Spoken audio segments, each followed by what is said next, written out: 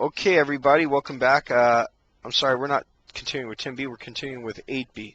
Okay, Evostatus update 8B because YouTube makes us cut down on them, and YouTube is cheaper servers, and you know.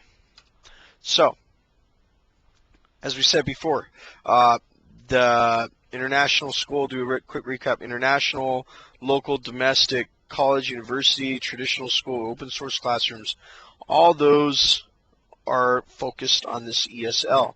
All those are serfs, serving in serfdoms.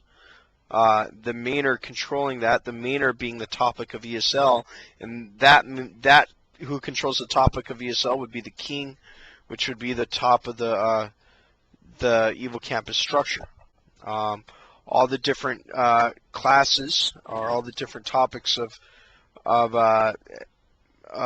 education and whatnot would be separate mainers. Okay, and then underneath the mainers we have something different. We have the peasants.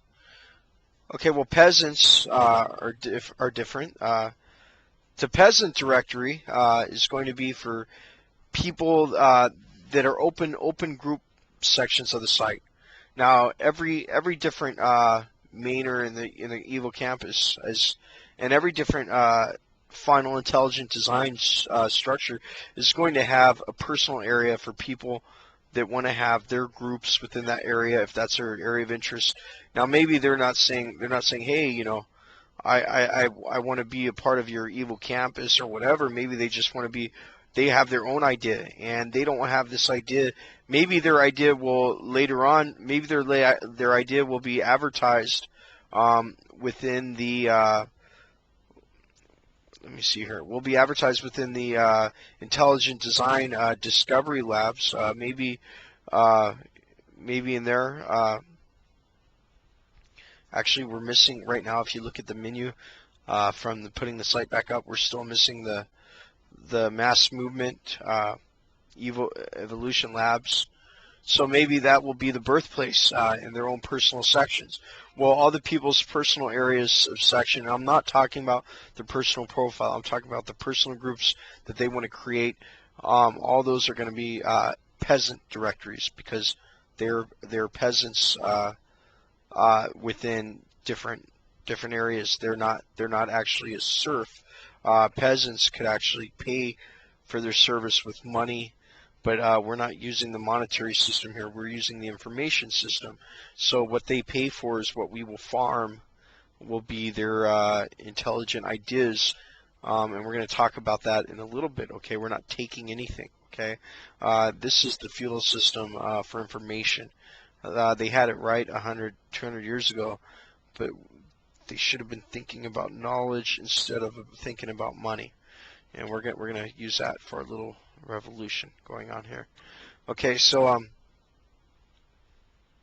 we've got the peasant area, and let me pull up my chart again here.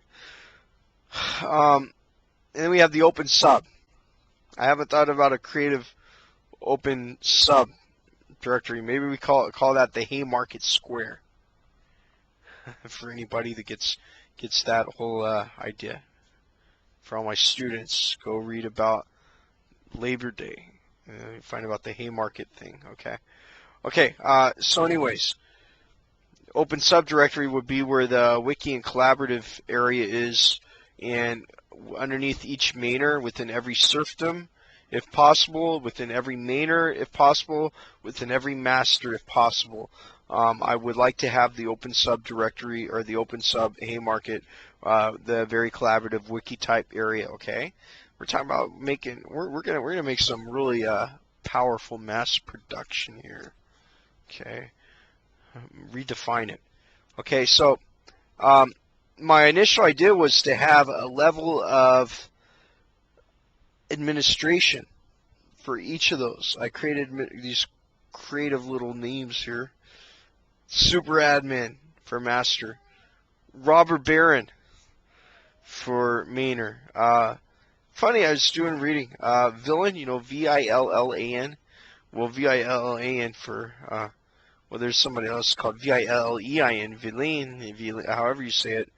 Villein. And these guys were the people that were free to leave the serfdoms, and or they were free to.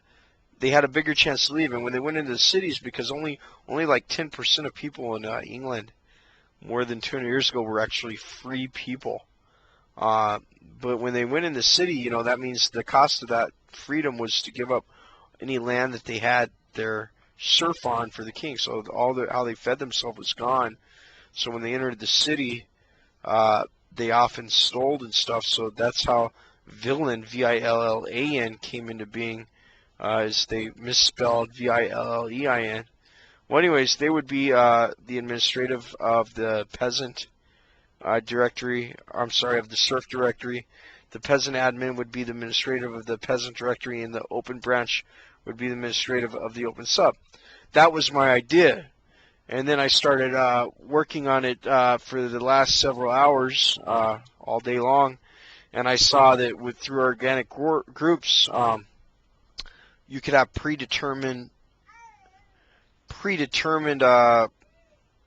access, and when you're setting up these groups so they could designate their own administrators, basically what I'm still testing is, it seems as though whatever privileges they have is only valid for their own group. So if they have peasant administrative privileges in the peasant directory, that doesn't mean that they would have the same level privileges and another. If we're talking about ESL, well, what if we're talking about news? If they have peasant directory privileges in ESL, are they going to have peasant directory privileges in the news? And apparently, if I understand everything correctly, the assigned privileges will not follow them over to a different group, I hope. So in doing that, you know, we could, you know, I created a lot of redundant names. We can maybe narrow it down to maybe 2 permission roles or so for those people. Now, the idea of the structure remains solid with the master, mainer, serf, peasant, open. It was really challenging because you can't. This could cover any level of sub-levels, calling it these names. But when we talk about the roles for the permissions, I'm still right now testing it to see how well it works, because you see there's a lot of different ways that you could administer the users. You could administer the users through taxonomy, access privileges, which means you could say which users have a right to see which keywords. You could structure the content type. Say, okay, which users can create which content type. All right, so do we want to control it by content type? Say, okay, every user can create this content type, but only the users that have this privileges in this area. I mean, it's like a combination lock. There's probably 3 or 4 different ways to do the same thing. Okay, that's what even makes it harder. Is there's so many different ways to do the same thing, and each way interacts a little bit different with the rest of the site. I'm trying to find the simplest and most straightforward way to do this, so it could mix into the site that I'm trying to create here with the master plan. And it's hard for me to make a total decision to go forth with it until I understand the capabilities and the limitations of each different approach.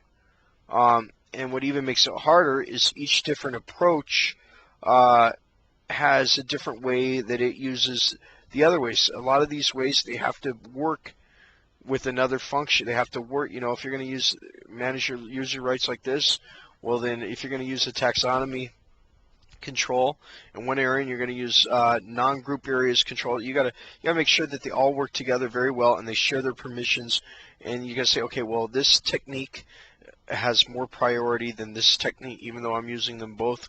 If we're doing this in this situation, use this technique. In this situation, use that technique. I'm starting to understand that now a little bit. It's complex, and the only thing that makes me angry is not having time. Okay, in fact, we're going to go to 8C now. Okay.